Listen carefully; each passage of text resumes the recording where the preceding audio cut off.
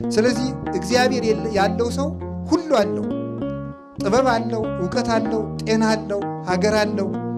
ብቻውን ሁሉ ሆኖ ከሰራዊት ይልቅ አሸናፊ ነው እግዚአብሔር ያለው ሰው።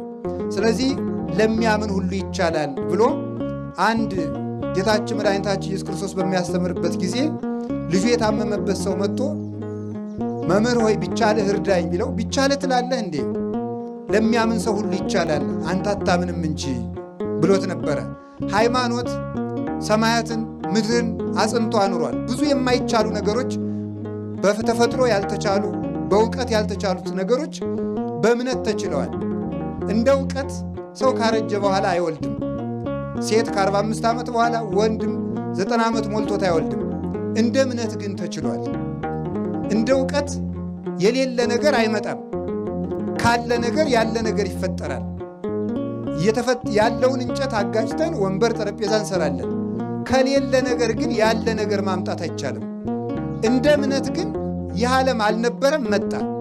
እግዚአብሔር የሚያስደንቀን ያለውን ዓለም መጠበቁ ሳይሆን የሌለውን ዓለም ማምጣቱ ነው።